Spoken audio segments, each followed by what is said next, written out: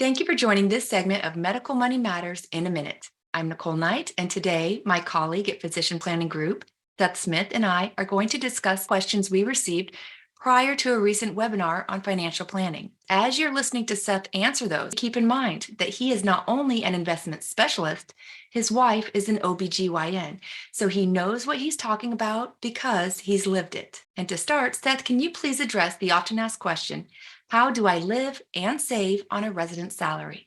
In learning to live on a resident salary and how to save, this is a budgeting process. And the first thing that's probably important to understand about budgeting is that not everything in your gross residency salary is going to be in your take-home pay.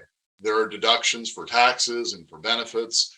I would say it's safe to assume that about a third of your gross earnings are going to be taken out of your check for these various withholding items. So you're going to have about 2/3 of what your gross salary says you're going to earn actually available to you. And that's what you're going to make choices about how to use.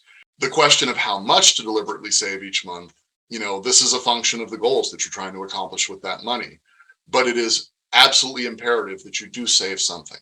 We've all heard the aphorism to pay yourself first. We say in our practice, this aphorism at the bottom, that whatever you are not deliberately determined to save each month, you are destined to spend. If you didn't make a choice to move that money from your checking account into the savings account, it's going to go to Starbucks. It's going to go to happy hour. You've got to make a decision to set aside. Your resident paycheck, the average salary, the range can be from 40,000 in some of the really low cost of living areas to as much as 70 or 80 in the metropolitan areas. But at this average of 59.7, that's a gross monthly paycheck of about $4,900, $4,975. But after the various deductions for taxes and benefits, your take-home pay is going to be a lot closer to $3,500, $3,600 a month. And that's one of the first things you need to understand about how your money is going to work if this is your first job in a long time. This idea of savings being a deliberate, intentional act. If you start from the bottom, if you start from this is what all my expenses are, and then I feel like I can save X dollars after, that's really working backwards. I believe, our firm believes, it's a lot more important to set a goal of I want to build up X amount of dollars in an emergency fund, and I'm giving myself X number of months to get that accomplished. You figure out what the commitment payment is to your financial goals first.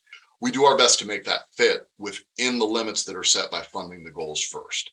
Thank you, Seth. Now, the next question for you is, how does a new resident or soon-to-be grad even begin to create their residency budget?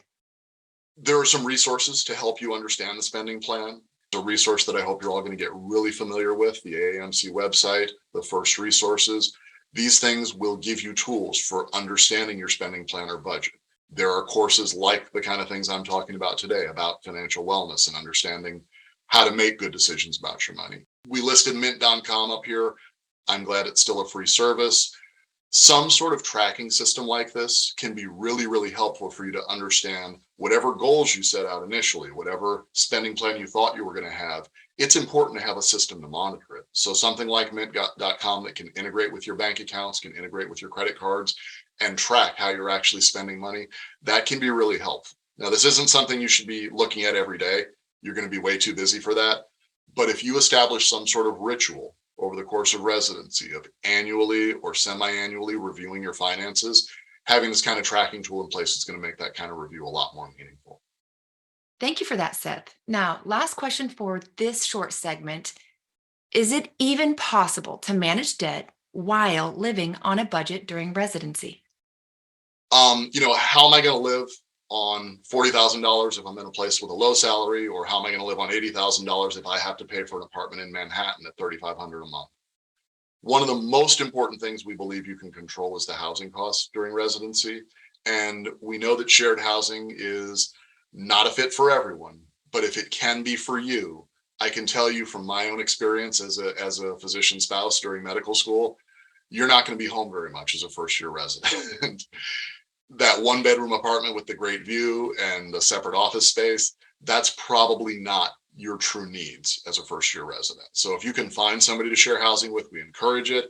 If you're one of the lucky few who matched where your parents live and you can live at home during residency, make whatever concessions you need to make to the person who pays the bills so that you don't have rent to pay during residency. It can give you a huge financial head start on things like saving, investing, and starting to build a positive wealth and net worth as you get out of training. Seth, thank you again. That was very helpful. And I think that with that, it wraps up this clip of Medical Money Matters in a Minute.